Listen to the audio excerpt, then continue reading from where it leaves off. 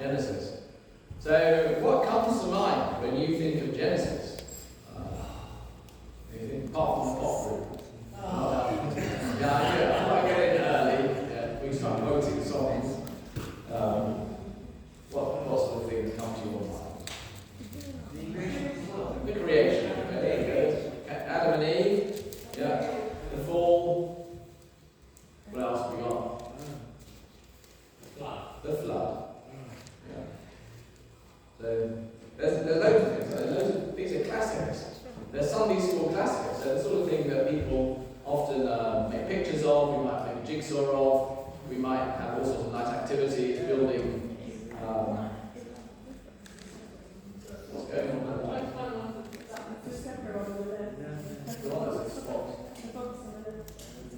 You got it? Right, anyway. So, lots of great stories, lots of great things which come to mind when we're thinking of Genesis. But sometimes there's also controversies. People get all worked up about creation, about the flood, about ancient things, and they say, is it all true? How should we understand these stories? And sometimes we might think, ask ourselves the question, why read Genesis at all? It's very old, it's written in a very different culture. Is it even relevant today? What has it got to say to us today? And what is it all about? So when we're reading Genesis, should we focus primarily, for example, on the history and science aspects, so controversial stuff around the creation of the flood? Should we focus on some of the difficult and confusing things? So there's people who live a long time in Genesis. There are these strange characters called the Nephilim. There's the Tower of Babel. Is this where our interest should be? Or should we think about the things which are not explained? And sometimes people point to the gaps in Genesis. Where did Cain get his wife from? There's a question. And sometimes people want to spend their time trying to explain all of these things. Now, where should our focus be? And I think one risk is that we spend all of our time on those controversial things and we miss the plain teaching of Genesis. Right? We can spend our time thinking about what Genesis doesn't say and neglect the message that Genesis actually gives. And so I'm going to say we should read what the words say, we should understand the message that Genesis has, and we shouldn't spend our time on what Genesis doesn't say as a principle. Right, a few other things we can keep in mind when we're reading it. So Genesis is an ancient work, and so some concepts might be harder for us to access now because we aren't in that ancient context. Right? It was written something like 2000, let's say 2000 BC. Let's say that. 2000 BC is the time. That's 4,000 years ago, and things have moved on, changed quite a lot since then, haven't they? So if you were transported back in time to the ancient Middle East around 2000 BC, you would struggle to fit in, I imagine. So we, to some extent, when we're reading Genesis, we have to translate ourselves into that context. It's this bit, Genesis 1 to 11, is not likely to be eyewitness testimonies. It's not somebody who's somebody writing to this is what I saw. It's something else. What sort of genre is it? In some ways, when we read Genesis, it can feel a bit like reading Revelation. It can feel a bit like apocalyptic. It's hard to understand. It's using language which maybe is not supposed to be strictly historical, but is more figurative to some extent. And it's telling us things which are true, but in a way which captures our imagination. And it's not a science encyclopedia or a history book. So if you want to read it in that way, you're going to find lots of gaps and you're going to find it very frustrating. Because that isn't what it is. It's not intended to be written in that way. So one person who's written about Genesis says that he has a book called Be Your Own Lawn Expert. This is a good example. I don't have such a book. Be Your Own Lawn Expert. It's all about what? Grass? Yes, it's all about lawns. And that's what it is. That's what his book, Be Your Own Lawn Expert, is about. So if you want to find out how to grow fruit trees, you will find it a frustrating read. And in some ways, Genesis can be a bit like that. It's telling us certain things, and there's a lot of other things it's just not saying. Sometimes we want it to say more than it's intended to do. It was written with a purpose.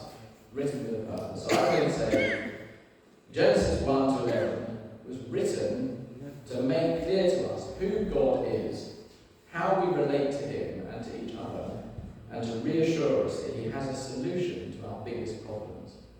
Right? That's what Genesis 1 to 11 was written for. So when we're reading it, it's to ask ourselves the questions: what does this teach me about God? What does it tell me about his plans for the world we live in? And what does it tell me about my role in the world? You can ask those questions. Those are important and interesting questions to ask when we're reading Genesis. So read Genesis carefully, focus on what it says rather than what it doesn't say, and think about why has this been included. So everything that's in Genesis 1 to 11 is there for a reason. It's not a miscellaneous collection of everything Moses knew about the past, which he's jumbled together and just set down in any order. And sometimes that could be our approach. That's what he knew. That's not why it's there. It's there for a reason. And if something is not included, that also is for a reason, because it's not important for us to understand these things which are not included, however curious we might be, because they won't teach us about God, or it's not necessary to teach us about God, his plans for the world, and what our role in the world is. Right, there we go. So some principles for reading Genesis 1 to 11. Well, let's have a think about why Genesis was written. There we go. Why was it written? So why was Genesis written at all? So how do we look at Genesis? So Genesis, if you have a Bible, you might like to turn to the Bible, and you might like to see where Genesis is in the Bible. Where does Genesis appear in the Bible? Very beginning. It's the first book in the Bible. It's there for a reason as the first book. It's the first part also of what else? What books come after Genesis? Exodus. Yes, Exodus, then Leviticus, Numbers, and Deuteronomy, right? Exodus, so Genesis, Exodus, Leviticus, Numbers, and Deuteronomy. 5 books of what? What is that work called? It's called the Pentateuch. Another name for it could be the Torah. You know, it's a work. Okay, it's one work. So those first 5 books of the Bible are one work. I'm going to say it's written by Moses. It's an introduction to the covenant between God and his people. So that's what Genesis is. It's an introduction to the covenant between God and his people. When you sit there, if you sat down and read Genesis, Exodus, Leviticus, Numbers, and Deuteronomy, you have read the covenant between God and his people, given at Sinai and restated over time, between leaving Egypt and entering the promised land. Okay, that's the context in which it's given. That's, I think, the context where most people read it. And so when we're looking at ancient covenants, I'm not an expert on ancient covenants, but my understanding is that often they start by setting up a prologue which describes the history of the relationship between the parties. So it's an important introduction to the covenant. So it's setting up for the people of the covenant their place in the world and how they should imagine God. This is your God. This is how He's dealt with you. These are important things about the other person you're entering into this covenant with. So Genesis 1 to 11. Why was it written? It was written to make clear to us who God is, how we relate to Him and to each other, and that He is a solution to our biggest problems. And that's why it's written. And that's how it appears at the start of the covenant. And some of the themes of Genesis 1 to 11 are fleshed out later. So, for example, I think it's quite interesting to compare, or to keep in mind the 10 Commandments. Right? When we're reading Genesis 1 to 11, if you keep in mind the 10 Commandments, you see that some of the episodes kind of lay the groundwork for why these commandments are there. So when we read chapters 1 to 3, for example, we can sort of perceive the 10 Commandments there. So when we see in the end of chapter 1 about mankind's role in creation to be the image of God, we can see why God has given this command that mankind should not bow down to a graven image. Right? Does God bow down to anyone? Does God? No. So mankind, written in the created in the image of God, should not bow down to a graven image, some kind of idol that's been made, and maybe depicts a fish or a dog or something, or anything like that. Why would people be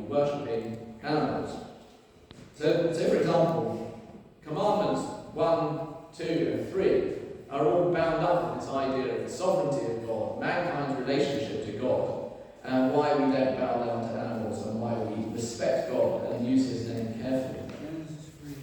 And then we have the description of the Sabbath. At the start of chapter 2, we have the description of the Sabbath, when God made the world. It's either 7 days, there's the Sabbath day, isn't there? He blessed the Sabbath day. And that takes us to the fourth commandment. The fourth commandment in the Ten Commandments is, you shall keep the Sabbath day. And then we see how people are in God's presence, and there's this description of family life. And that takes us to the fifth commandment about the relationship between people in their families and respecting their parents. And then we have God's commands around life in chapter 2, verse 16 and 17. And in a way that could take us forwards to the sixth commandment, couldn't it? That only God has the right to take away life, because God is the giver of life. So what are you doing taking away life? Then there is the description of marriage. And of course that takes us to the seventh commandment, to do with adultery, that people should marry in the way that God describes rather than some other fashion.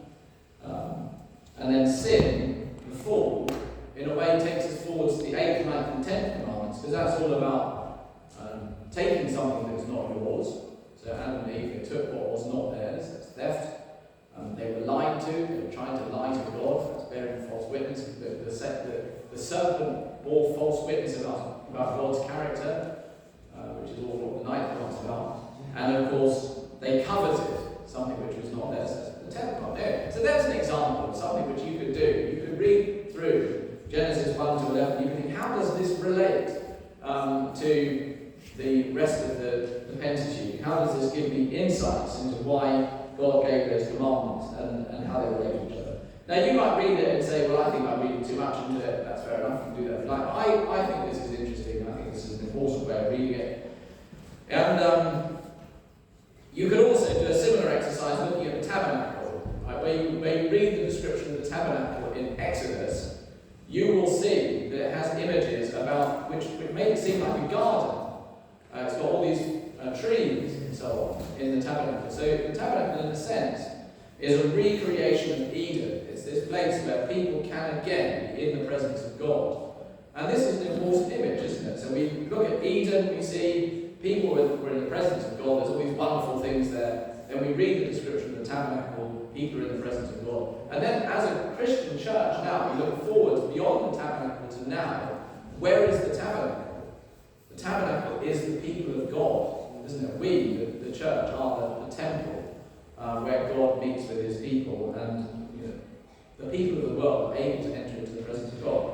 So this is a big deal, I think. And so these early chapters of Genesis are very much setting the groundwork, not only for the Pentateuch, but also for the work of Jesus Christ and our role now. They're not just old stuff, it's relevant to our role now. So when we read Genesis, we need to keep all of this stuff in mind, but ask the question, what is Genesis telling us about God, about us, about the need for the covenant? Why is the covenant good? What is it telling us about what Jesus Christ has done? Let's keep these questions in mind and don't allow the study of Genesis to be a kind of fascinating, but ultimately I think pointless study merely of ancient cultures and what can we discern about what people thought about the world and how it was made, because that's not central at all. So what sort of themes then do we see in Genesis 1 to 11 which can shape some of our beliefs? Well, we see, for example, God's absolute sovereignty. The God who is depicted in Genesis 1 to 11 is absolutely sovereign and is in contrast to mankind, who is absolutely limited. So there is a contrast there. God who is absolutely sovereign, mankind who is limited. Mankind is limited by so many different things, including our will to do what's right, our obedience, the term of our years, our capacity for good. All of these things are grotesquely limited in mankind today, and these are in contradistinction to God, who is absolutely sovereign. We see how God relates to his world. So the image of the world, which is given in Genesis, is different to how many people who are not Bible believers see the world. So, for example, the world has a beginning. Not always just sort of been there. It has a beginning. If it has a beginning, it's implied that it has an end.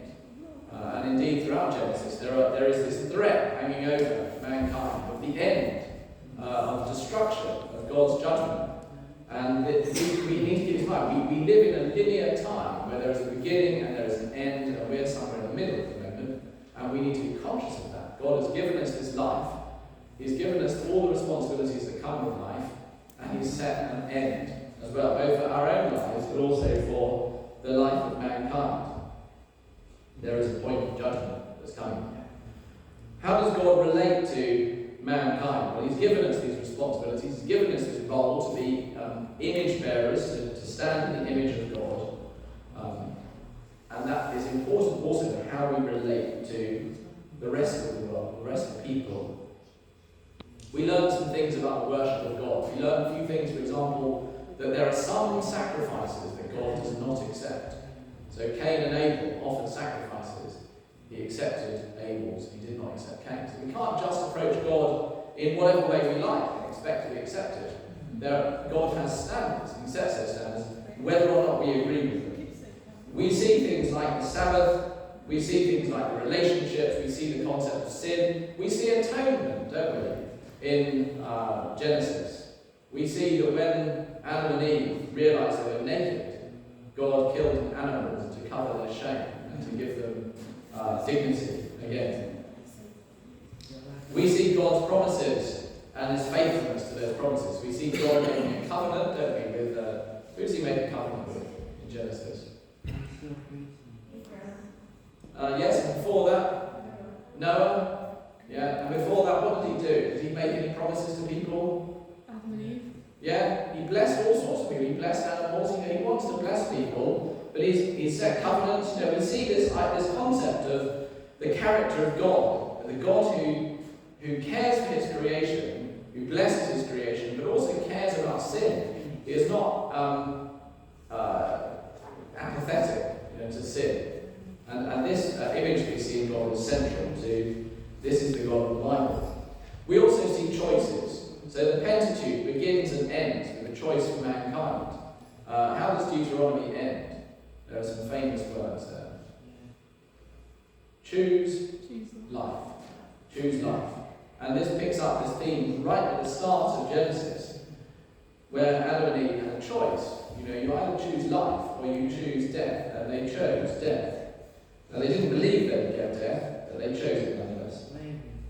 So all of these themes are really important, aren't they? And so it's giving us this introduction of God's dealings with His people, and all of that culminates in Jesus and the New Testament.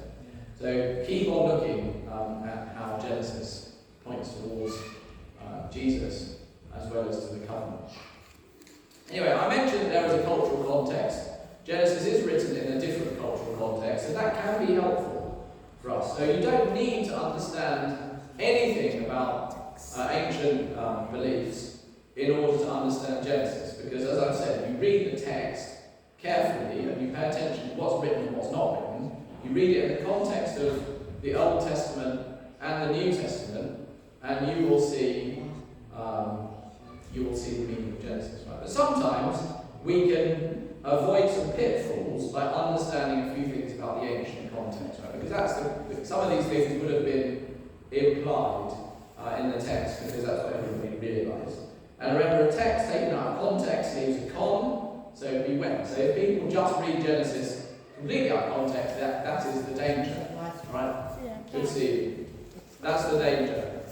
Bye. Bye. So the danger is that we ignore all this old stuff and then we get some things confused, right? It's also important that we don't impose our culture on the text, right? So when people use phrases in certain ways, don't they? But they don't necessarily have literal meaning sometimes. So, for example, when we read in Psalms about a son coming out of his tent in the morning and running across the sky, it may be that's what people envisage. They might have thought the sun should be there. It may just be a phrase. It may just be a way of conceptualising the sun. So we talk about the sun rising and the sun setting, because that's how we like to conceptualize it. We like to talk about giving our heart to people when we don't literally do that. So there are things like that which fit in the cultural context at the time. Nobody really thinks about it, so we need to just be a little bit sensitive that we don't impose our cultural context on Genesis and draw dogmatic points from that. Right? So some phrases may be idiomatic rather than scientific. In some of these ancient contexts, people had these genealogies where people had really long years. They lived for like 10,000 years, for example. So we need to keep that in mind. When we see people with long years in Genesis, we need to keep in mind that is a feature of some of these ancient cultures. Sometimes there are ancient stories from the Middle East which might shed some light on the key takeaways that Moses was trying to get across. Okay, so sometimes there are these ancient stories about floods, about creation, about all sorts of different things. And when you compare those with the biblical account, you will see the things that are not written in the biblical account, and that can be helpful.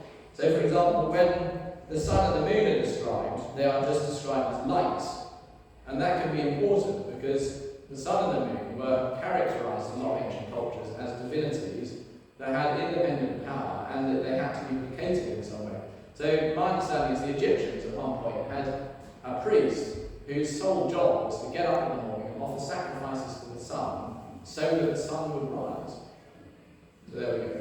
Now when you think of the sun as merely being a light which is placed there by God and has a function to give light and to rule over the day, if God is sovereign, then there's no need for that priest to get up in the morning and offer sacrifices to the sun, because the sun is going to rise anyway. That's how God has ordained it to be.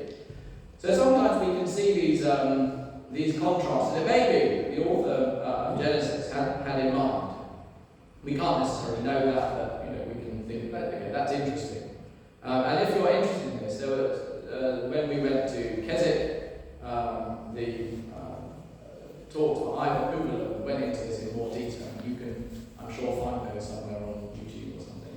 If you look at Keswick Week 3, you can see his talks, and they're very interesting. Sometimes these are the focus of commentaries as well. But here are some examples. So in the creation of the world, in a lot of other ideas, there was a cosmic battle, and somebody was killed, and their body was then cut up and used as the elements of creation. Because that's what the Egyptians thought and Babylonians thought. Lots of ancient civilizations seem to have this in their mind. And we don't see that in Genesis, where there is no cosmic battle, there is no body, there is no rivalry between gods, there is just one sovereign God. Sometimes there is a plant that gives immortality. This idea of a plant gives immortality, but it's unattainable. Okay, well there's a similarity, isn't there? We can think about that. Sometimes there is an ancient flood that destroyed mankind. But then the important thing, so there are ancient flood stories, but in the Babylonian flood story, it's because the gods found people too noisy. Right? The gods didn't like the noise, and so they decided to get rid of them all. And then they realised a mistake because the people were needed to make offerings to the gods. The gods were hungry because no one was making offerings anymore. So they had to. They were happy that some people had survived. We see all of these things are completely different in the Bible, don't we? Where the flood comes as a result of sin, and it's not some kind of mistake, and it's God Himself who ensures that some people survive. And the offerings are not to fill God's hungry stomach up, and the offerings are to show respect and worship towards God. Anyway, there's many other such things that you could spend a long time. You could look at some of these ancient stories and you could think, how are these similar and different to the Bible? And you will get insights into what Genesis is saying by that. But I think probably the key thing to say is we shouldn't get too distracted by all these pagan ideas. They're interesting. Anyone reading about Genesis will probably come across that at some point. But the key thing is to focus on Genesis 1:11 itself. Remember, which was written to make clear to us who God is, how we relate to Him and to each other, and to reassure us that He has a solution to our biggest problems. Right, well, let's have a look at the overview of Genesis 1-11. There is a structure to it. As I've said, it's the start of the Pentateuch. You can't really see I can't see my arrows. It's telling the story about how, so Genesis overall, it tells the story about how the Hebrews got to Egypt, why they were special to God, how they related to other nations. You know, it's this important story. But within Genesis 1 to 11, which in a sense stands on its own, it's half of the story of Genesis. It has this structure. Okay, so it goes from creation, which is God's blessing. There's this discussion about fall and death. Sin increases, then at the heart of it, there's the flood and the covenant. There's the sin increasing again, generations dying, and Abraham and the covenant and blessing. So there is a sort of mirror. That's one way of looking at it. There's a mirror, there's chiasm, but there's also a progression throughout all of this. There are also structural markers. So when you read Genesis, you will see there's a phrase that says something like, "These are the generations of." Right? And those phrases, they're important structural markers, which kind of act as a hinge. So they're a hinge between the first episode before that. So there's an episode, for example, if you look at Genesis 1, you will see it starts off in the beginning, right? In the beginning. And then there is a description.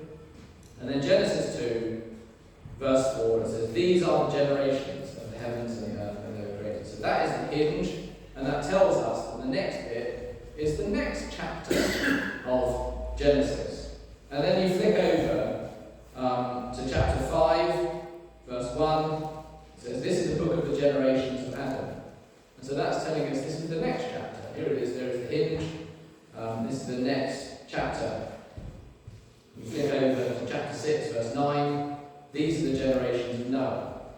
So this is telling us, okay, this is a new chapter. Now we're looking at Noah. And then chapter 10, verse 1. "These are the generations of the sons of Noah, Shem, Ham, and Japheth." And so that's telling us this is the next chapter. And so on it goes. So you can see that there is this structure. When you look at this, you will see throughout Genesis there are 12 chapters of differing lengths. And the first half of those chapters are in chapters 1 to 11 of the Bible, and that takes us up to the time of Abraham. So giving that as an overview, we see creation, in which God blesses the world, there it is.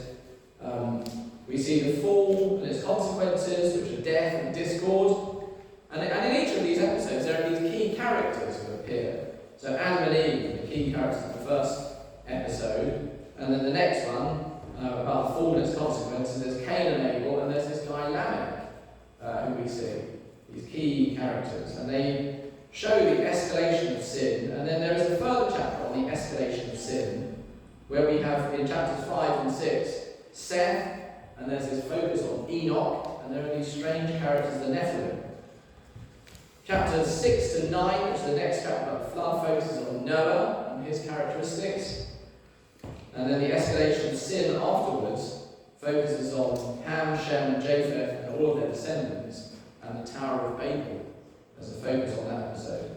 And then we have this funny little chapter where time passes and people are dying younger. So throughout Genesis you get people who start to live quite long periods of time, and their years get shorter and shorter. And the question we should ask ourselves is, what is that telling us about mankind? What does it tell us about death? What does it tell us about God? And then we see at the end of the section, so the start of the call of Abraham, which is the end of the section really, so chapter 12, verse 3, God's covenant with Abraham to bless him. So it's a carefully structured work. Right? If anyone tells you it's not carefully structured, tell them to read Genesis, because it is. It's carefully structured. And it's written and it's structured in that way because that helps us to understand who God is, how we relate to each other, and that He has a solution to our biggest problems. Right, so how should we conclude this? So concluding it, we can reflect on some of the key ideas of Genesis 1 to 11. There are lots of key ideas, but here are just a few for us to take away. How should the world be? And how could it be? Versus how is it? So when we look at our world, we might be dissatisfied, right? You look at the world, you read the news, and you could well be dissatisfied with our world. And you might think, we live in a really rubbish world. People get killed, dreadful things happen, people are unkind to each other. But Genesis tells us it wasn't always like that, and creation is fundamentally good. God looks at creation and he loves it. He blesses it. He sees that it is good. That phrase is repeated throughout Genesis 1. The goodness of creation. Creation is made for God's glory, and the creatures on earth are meant to flourish. There is meant to be harmony, but that's not how it is. So, we have this we wrestle with, but we can have hope that there is this fundamental goodness in creation which God is longing to draw out and to bless. And that gives us hope, doesn't it, for the future? Because if creation is fundamentally good, then it's fundamentally redeemable. There is something for God to redeem. But why is it like that? Why are people far from God? Is it because God is some kind of trickster who has made evil in the world? It's just a challenge for us to overcome evil. He set it as a sort of problem, put us in to go and get on with it. Or is it that there's something else going on? So we are made for relationship with God. He is a Father who loves us and blesses us.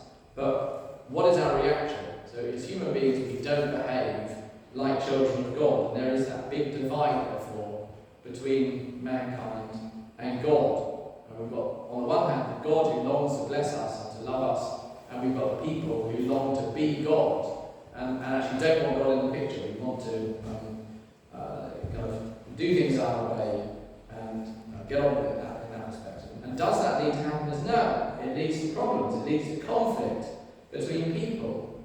Because each one of us wants to be God, don't we? Both as a race, but also as individuals. We all want to be God.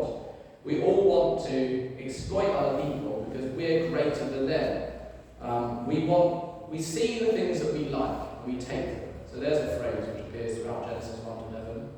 God saw that it was good and he blessed it. People see that it's good and they take it. And this happens a few times. There's the difference between us and God. We see what other people have and we want it for ourselves, whether it's God or if it's other people. And that's because we've rebelled against God. We want to be like God. We lack the capacity for goodness to be really like God. Can humans ever be united? Can there be a world in which people of all different nations, languages, tribes and tongues are all united? Well, in Genesis the question is left unanswered. But when we see Revelation, we see, yes, there is, isn't there? There is a world in which all people of the world are united in Jesus Christ. Where is your life going?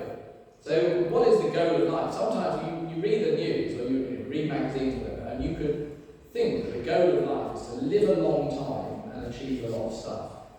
That is the goal of life. Live a long time and achieve a lot of stuff. And if you don't live a long time, then you've been cut short. It's an injustice. Your life has been taken. It's sad. If you achieve nothing, then that's a tragedy. But actually there's more to life than length and achievement. We see Enoch, for example, with all of the people listed in that set of genealogies, lived the shortest time. But he is the one who walked with God. So there is more to life. All these people who lived for a long time, hundreds of years, what did they achieve?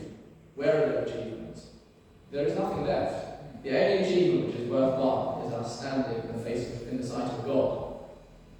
In the face of all the problems of the world, does God have a plan? Is there hope for us? And can things actually improve without God's help? People throughout Genesis, they try all these different things. They're building their civilizations, but things don't improve. Evil increases. In the face of that, does God have a plan? Well, actually, yes, he does. Because throughout Genesis, we see the God who blesses, he reasons with people, he restrains evil, he makes covenants, he promises more blessing. And in this part of Genesis lays the foundation for the gospel, the God who wants to bless us. And so this all supports the main purpose of Genesis 1-11, which was, why was it written? There are three things. To make clear to us who God is. I've said this so many times. How have you not got this? How we relate to God and to each other, and that God has a solution to our problems. This is what we can take away. So Genesis is presenting life as it is. It's not pretending stuff. It's not pretending it's better than it is. But it helps us to understand that we're in a really difficult predicament as human beings and we need help. No matter what we achieve, ultimately we cannot conquer sin and death ourselves. We're left without the ability to conquer sin and death. We need help. But Genesis gives us hope. It shows us that despite all of these problems, God has a plan. He is determined to bless us. He's determined to save us. He will conquer sin and death. He has a plan to do so. And when we're thinking about ultimately what is Genesis all about, Genesis is all about God, his character, and what he plans to do. So all these characters appear, Adam and Eve and Noah and all these great people in the past. You can be fascinated by them, but they're not the main character. The main character of Genesis is God himself, and that's the good news of Genesis, is that it's pointing towards God, it's pointing towards what he's going to do in Jesus Christ. Anyways, have a read of Genesis. If you haven't done so already, you can sit and read through Genesis 1 to 11. You can print yourself out a copy, as I've done, and you can highlight it, and you can go through it and see all the repeat phrases, and pick a translation like the ESV that has a consistent approach to translation. It's better. That's easy for you to do that. Or you can read it in a variety of translations, and you can see, what are the different points that I miss by reading one translation. You might get a different perspective from another one. And pray that you get to know God's character. Pray that God will make himself known to you through this ancient word. Shall we conclude with a prayer? And we'll have a cup of tea.